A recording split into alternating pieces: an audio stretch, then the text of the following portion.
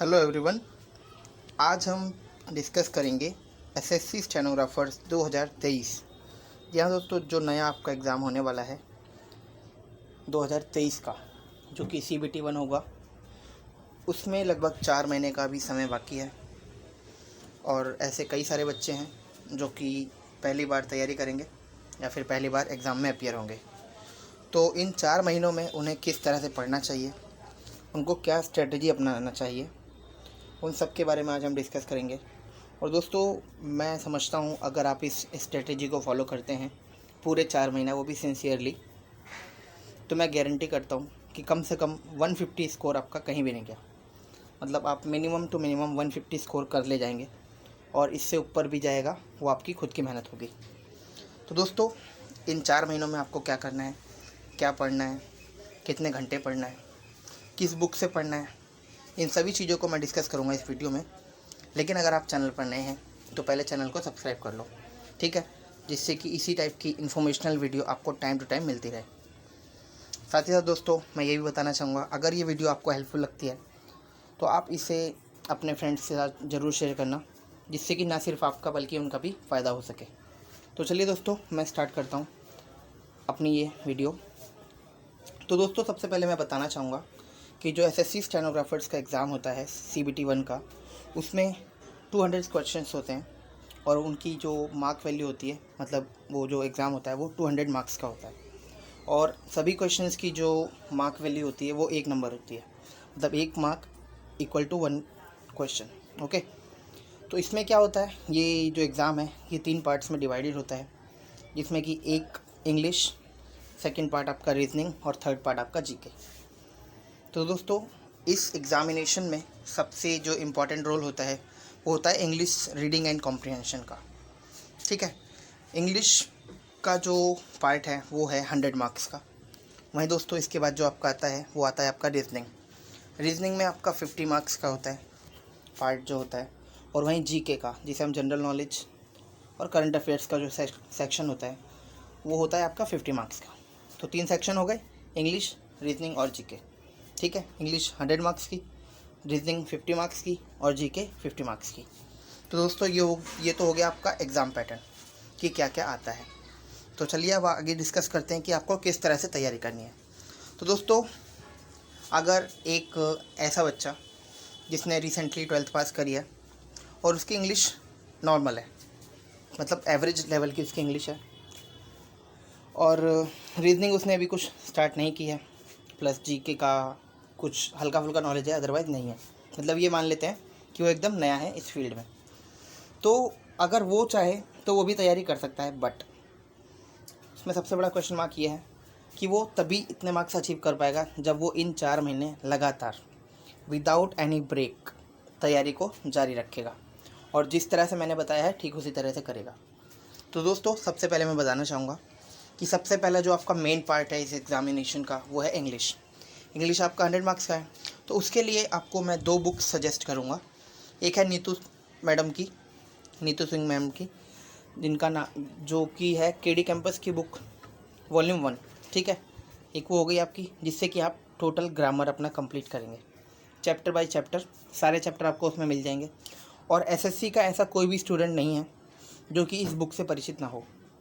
तो मैं समझता हूँ अगर आप इस बुक को पढ़ेंगे तो आप अपनी ग्रामर बहुत अच्छी कर सकते हैं। उसके बाद हम आते हैं जो सेकंड बुक मैंने बताई इंग्लिश की, वो है आपकी वोकेबलरी के लिए। तो वोकेबलरी के लिए आपके पास 2 ऑप्शंस हैं, चाहे तो आप ब्लैक बुक यूज़ कर सकते हैं, जिसका नाम ब्लैक बुक है, वो इंग्लिश वोकेबलरी के लिए है। इस बुक में आपको एसएससी की जो प्रीवियस ईयर्स की वोकेबलरी है वो आराम से मिल जाएगी। वहीं आपके पास जो सेकंड ऑप्शन है वो भी नीतू सिंह मैडम की है बुक, उसका नाम है वोकेबलरी, ठीक है। उसमें अराउंड आपको 10 से 15 हज़ार वोकैब्स जो कि एसएससी में अब तक आई हैं वो आपको उस बुक में मिल जाएगी, ठीक है। तो आपकी 2 बुक्स हो गई, एक केडी कैंपस की वॉल्यूम 1, दूसरी हो गई आपकी ब्लैक बुक इंग्लिश वोकेबलरी के लिए। तो दोस्तों, इसके बाद मैं आना चाहूँगा रीजनिंग पर। तो रीजनिंग के लिए कोई स्पेशलाइज्ड बुक तो नहीं है, बट आप चाहें तो किरण की बुक यूज़ कर सकते हैं, या फिर एक पीयूष वार्ष्णेय सर हैं, उनकी भी रीजनिंग की बुक आती है। इन दोनों में से कोई सी भी आप बुक ले सकते हैं और अपना बेस तैयार कर सकते हैं। सबसे पहले आपको ध्यान देना होगा अपने बेस के ऊपर।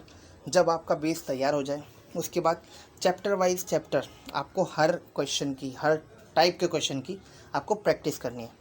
तो दोस्तों रीजनिंग जो है वो सबसे बड़ा खेल है प्रैक्टिस का। As much you will practice the better your score will be. ठीक है, मतलब जितना आप प्रैक्टिस करेंगे उसमें आपका स्कोर उतना ही बढ़ता चला जाएगा।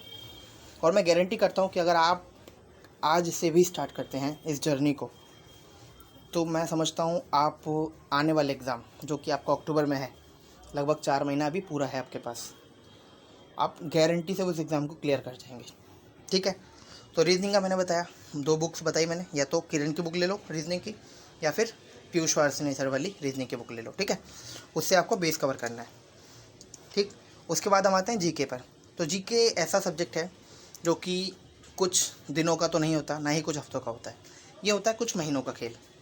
जीके अगर आपको कवर करनी है तो मैं सबसे पहले आपको एक बुक जो कि रामबाण इलाज है जीके के लिए, वो है आपकी ल्यूसेंट की जनरल नॉलेज। ब्लू कलर की बुक आती है, आप उसे परचेज़ करिए और आपको उस बुक को इतने अच्छे से कवर करना है कि आपका जीके में अच्छे से मतलब बेस बन जाए। ठीक है, मैं ये तो नहीं कहूँगा कि आप उसको पढ़ के तुरंत आप एकदम टॉप कर देंगे, बट हाँ इतना है कि आपका बेस बहुत सॉलिड हो जाएगा जब आप उसको पढ़ लेंगे। तो उसके बाद आप वन लाइनर कोई सी भी बुक खरीद लीजिए जो कि प्रीवियस ईयर की हो, जिससे कि आपका एक बार जब बेस बन जाएगा तो आप ऑब्जेक्टिव क्वेश्चंस को याद आसानी से कर पाएंगे। जिसके लिए चाहे तो आप रेलवे की ले सकते हैं, जनरल नॉलेज की बुक आती है रेलवे की। वहीं आप चाहें तो और भी कई सारी बुक्स आती हैं जो वन लाइनर के रूप में आती है। ठीक है, बट दोस्तों जीके में एक लॉजिक ये भी है, जो मैंने पिछले 3 से 4 साल के एग्ज़ाम्स उठा के देखे हैं एसएससी स्टेनोग्राफर्स के, उसमें ऑब्जेक्टिव क्वेश्चंस पर फोकस ज़्यादा किया जाता है। इट मीन्स जब आप ल्यूसेंट की बुक लेंगे ब्लू वाली, तो उसके पीछे जो विविध का सेक्शन होता है जिसे हम मिसलेनियस बोलते हैं, मेरा ये सजेशन है कि आप जो विविध वाला सेक्शन है उसे थोड़ा बारीकी से कवर कीजिए, क्योंकि पिछले कुछ टाइम से एसएससी का ये ट्रेंड रहा है कि वो ऑब्जेक्टिव टाइप क्वेश्चंस बहुत पूछता है, जैसे हम स्टैटिक जीके बोलते हैं। ठीक है, उसमें क्या होगा कि आपका म्यूज़िक एंड इंस्ट्रूमेंट हो गया, ठीक है, टेम्पल्स हो गया, करेंसीज हो गया, कैपिटल्स हो गया, ठीक है, कौन सा पहाड़ कहाँ पर है, कौन सा समुद्र कहाँ पर है, ठीक है, कौन सी नदी कहाँ पर है, इस टाइप के क्वेश्चंस वो पूछ रहा है। तो मेरा यही सजेशन रहेगा कि जब भी आप ल्यूसेंट पढ़ें तो उसके सबसे लास्ट में आपको विविध का सेक्शन मिलता है, मिसलेनियस का सेक्शन, उसे आप अच्छे से रीड करें। जब आप वो रीड कर लेंगे और उसके बाद जब आप देखेंगे ना, जब आप मॉक टेस्ट को अटैम्प्ट करेंगे आने वाले दिनों में, तो आपको देखने को मिलेगा कि वहाँ पर क्वेश्चंस आपके करेक्ट होंगे। फिर आप याद करेंगे हाँ जो हमने ये वीडियो देखी थी वो काफ़ी हेल्पफुल रही। ठीक है, जब ये हो गया आपका, अब मैंने तीनों की ही आपको बुक्स बता दी है। इंग्लिश की बताई मैंने नीतू मैडम की केडी कैंपस की बुक और वोकेबलरी के लिए ब्लैक बुक। ठीक, रीजनिंग की मैंने बताई किरण की और पीयूष वार्ष्णेय सर की। फिर थर्ड आपको बताई मैंने ल्यूसेंट की जीके। दोस्तों जीके में ना सिर्फ आपको स्टैटिक पढ़ना होता है बल्कि आपको करंट अफेयर्स भी करना होता है। तो बहुत से लोगों के मन में ये सवाल होता है कि अगर हम करंट अफेयर्स करें तो कितना महीने करें।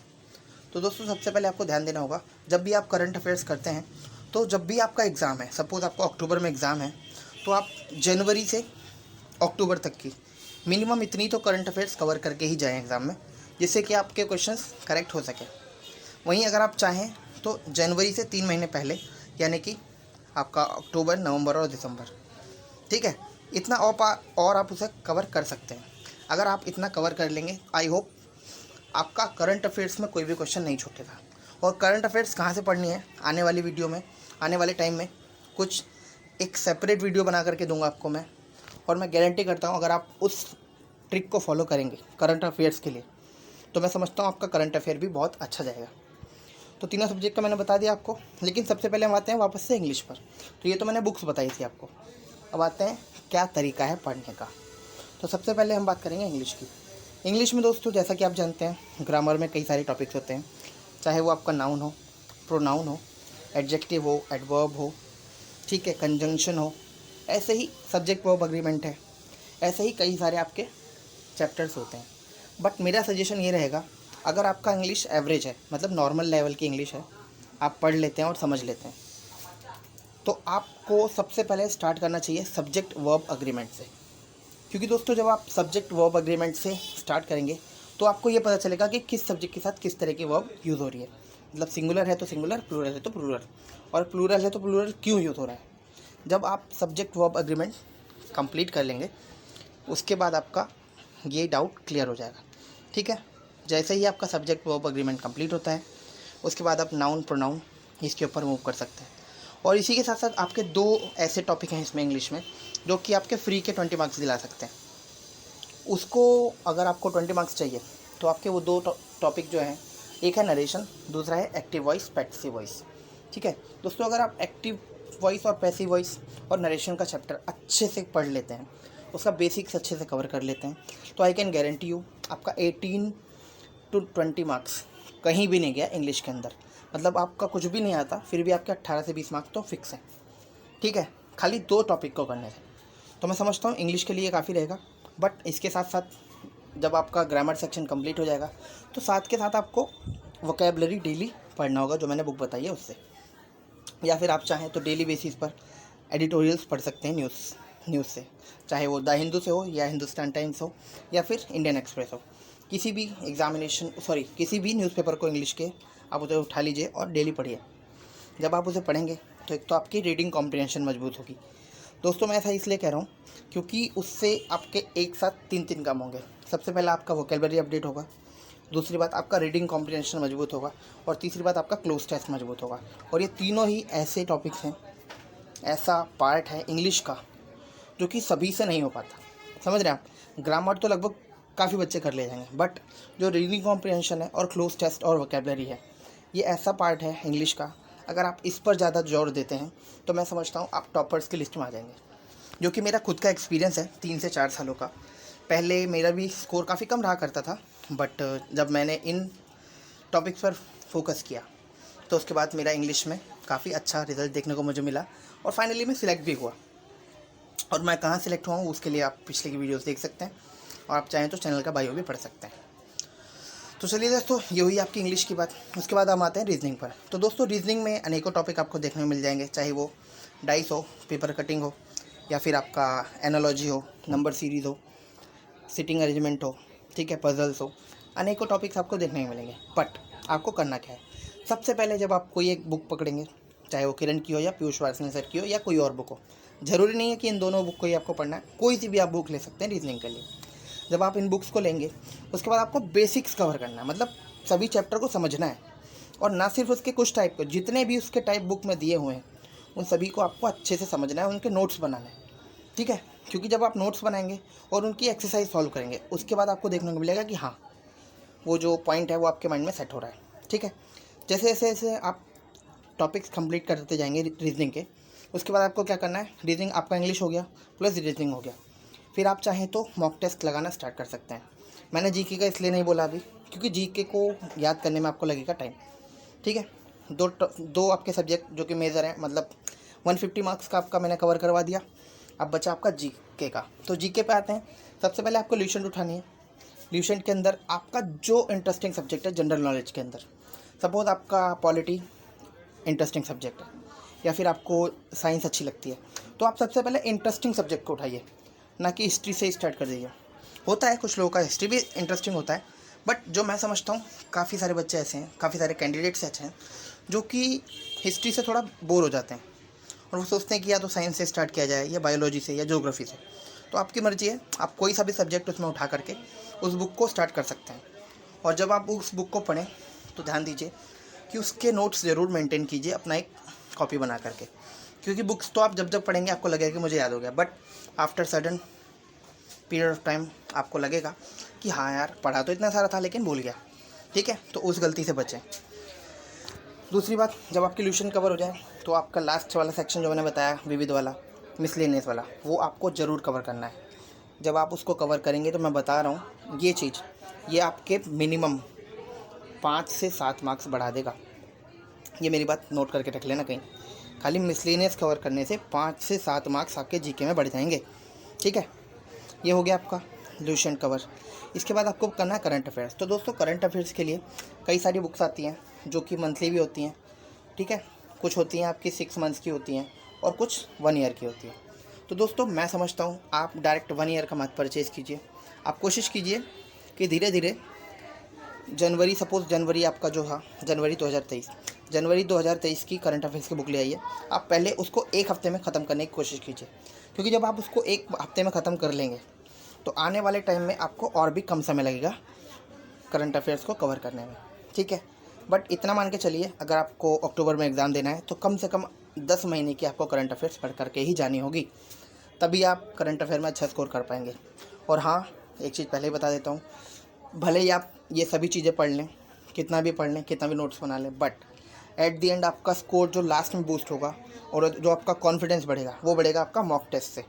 तो दोस्तों, मैं ये नहीं कहूँगा कि मैं किसी पर्टिकुलर ऐप का बताऊँ, आप चाहें तो कोई सी भी एप्लीकेशन यूज़ कर सकते हैं, बट जो ज़्यादातर कैंडिडेट्स की ट्रस्टेड है वो दो ही है, एक बायजूस की है, दूसरी है टेस्ट बुक। तो आपको जो सूटेबल लगे आप उसका test book test series purchase कर लेना, और मिनिमम 1 ईयर का तो करना ही करना, 1 मंथ या 2 मंथ का मत करना, मिनिमम 1 ईयर का सब्सक्रिप्शन परचेज़ कर लेना। अराउंड 200 से 300 रुपये में आपको मिल जाएगा, ठीक है। और जब भी आपका एग्ज़ाम है ना, तो उससे लगभग 2 महीने पहले से आपको मॉक टेस्ट लगाना स्टार्ट कर देना है ऑन अ डेली बेसिस, क्योंकि जैसे जैसे आप मॉक टेस्ट लगाते जाएंगे आपका जो स्कोर है वो बूस्ट होना स्टार्ट हो जाएगा, ठीक है। एक तो आपका स्कोर बूस्ट होगा, दूसरी बात वो ये है कि जैसे जैसे आपका स्कोर बढ़ेगा, या बहुत से बच्चों का क्या होगा, स्कोर कम होगा स्टार्टिंग में, तो आपको उसको देख करके निराश नहीं होना है। क्यों? क्योंकि स्कोर स्टार्टिंग में जब आप कहते हैं ना, जब बच्चा चलना सीखता है तो गिरता भी है, ठीक है। तो इस चीज़ को ज़रूर मद्देनज़र रखना। तो जब भी आप कर रहे होंगे मॉक टेस्ट अटैम्प्ट, तो आपको न सिर्फ अपने मार्क्स को देखना है, बल्कि अपनी गलतियों को देखना है कि ऐसी कौन सी गलतियाँ हैं जो आप बार बार अटैम्प्ट कर रहे हैं। समझ रहे हैं आप? ऐसे कौन से क्वेश्चन हैं जो बार बार आप गलत कर रहे हैं। तो जब भी आपको लगता है कि कोई एक क्वेश्चन है पर्टिकुलर, सपोज रीजनिंग का कोई चैप्टर है और उसका क्वेश्चन आपका बार बार गलत हो रहा है, तो आपको क्या करना है, घबराना नहीं है, फटाक से उस चैप्टर की वीडियो देख लेनी है यूट्यूब पर, उसका बेसिक्स अच्छे से समझ लेना है, उसके बाद से उस क्वेश्चन को अटैम्प्ट करना है। फिर भी नहीं समझ में आता तो टेक्स्ट बुक पे या बायजूस पे, जिस पे भी आप अटैम्प्ट करेंगे मॉक टेस्ट, उसके नीचे ही आपका जो सॉल्यूशन होगा वो भी दिया होगा, उस सॉल्यूशन को देखिए। उसके लिए एक पर्टिकुलर अलग से कॉपी मेंटेन कीजिए, जो भी आपको नए टाइप के क्वेश्चन दिखते हैं उसको उसमें नोट कीजिए अपनी पर्सनल कॉपी में, जो कि आपकी रीजनिंग की होगी।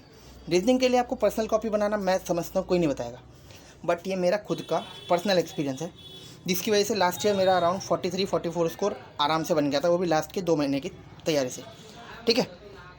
तो मैं समझता हूँ ये सभी इन्फॉर्मेशन आपके लिए काफ़ी ज़्यादा हेल्पफुल रहेगी।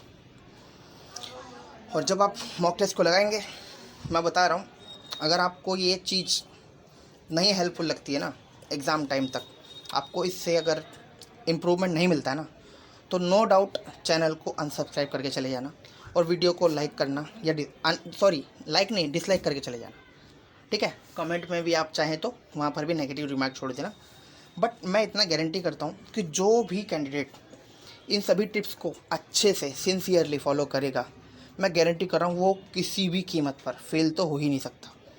फेल मतलब समझ रहे हैं ना, मतलब कंपटीशन से बाहर तो हो ही नहीं सकता। भाई मेरा खुद का 4 से 5 साल का एक्सपीरियंस है जो मैं शेयर कर रहा हूँ, क्योंकि जो गलतियाँ मैंने करी हैं ना, मैं चाहता हूँ आप लोग उन गलतियों को ना करें, क्योंकि आप मेरी फैमिली हैं, इसलिए मैं आपसे ये वीडियो के ज़रिए ये चीज़ें शेयर कर रहा हूँ। आई होप इस चीज़ को आप समझेंगे और इस वीडियो को आप अपना प्यार देंगे, और अगर हेल्पफुल लगता है वीडियो तो लाइक कर लेना और चैनल को सब्सक्राइब करते जाना यार, ठीक है। तो चलिए इस वीडियो को यहीं एंड करता हूँ, फिर मिलूँगा एक नई वीडियो के साथ, तब तक के लिए बाय बाय, टेक केयर।